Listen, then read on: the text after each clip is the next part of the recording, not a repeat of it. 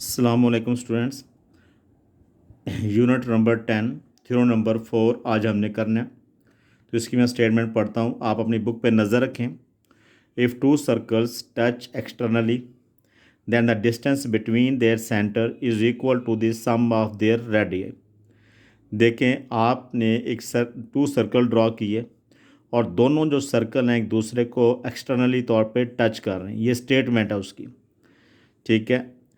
तो आपने क्या प्रूव करना है कि इन दोनों सर्कल के बिटवीन जो डिस्टेंस है, कौन सा डिस्टेंस है, डी और एफ, ये वाला डिस्टेंस, ये किसके इक्वल होना चाहिए, इन सर्कल के रेडियस के सम के इक्वल। यानी कि मेजरमेंट डी एफ जो है वो इक्वल होना चाहिए किसके, measurement D C plus measurement C F.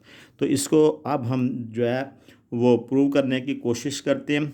Given क्या है, टू सर्कल्स हैं हमारे पास जिनका जो सेंटर है डी एंड एफ है, और उसके बाद दोनों सर्कल्स एक दूसरे को पॉइंट सी पर एक्सटर्नली तौर पर टच कर रहे हैं। और मेजरमेंट डी सी जो है ये सी सर्कल सी वन का रेडियस है, और मेजरमेंट सी एफ जो है ये सी टू का रेडियस है। ठीक है जी। प्रूव हमने क्या करना है कि point C lies on the join of centres D and F. ठीक है, यहाँ पे ये पॉइंट सी है। हमने ये प्रूव करना है कि measurement D F is equal to measurement D C plus measurement C F. ये चीज़ हमने प्रूव करनी।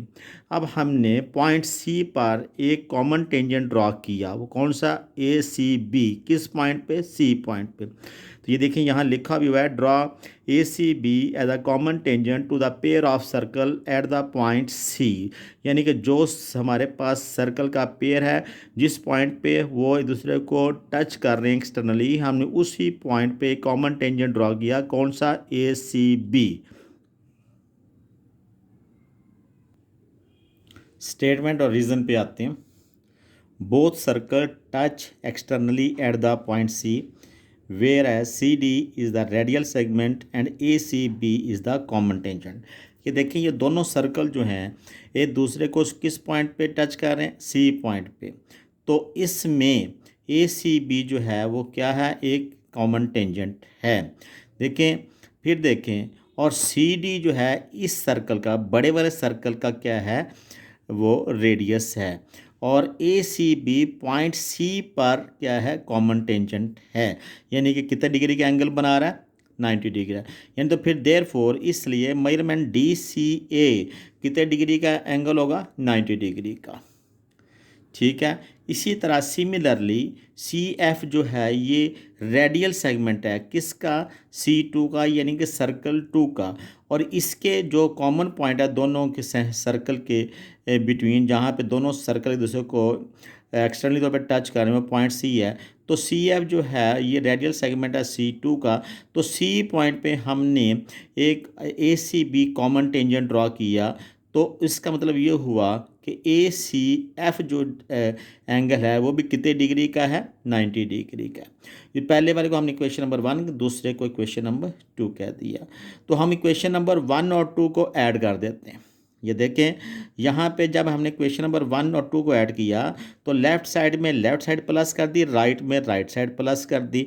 जब लेफ़्ट में A C D measurement A C D plus measurement A C F is equal to 90 degree plus 90 degree, तो हम ये कहते हैं दोनों को प्लस किया। जब हमने ये कहा कि measurement angle A C D is equal to measurement angle A C F, दोनों जो हैं वो 90 के इक्वल हैं।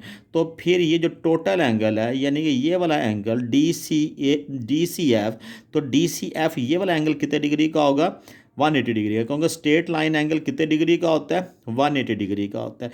तो यही हमने लिखा कि measurement D C F is equal to 180 degree. Hence D C F is a line segment with point C between D and F. Clear.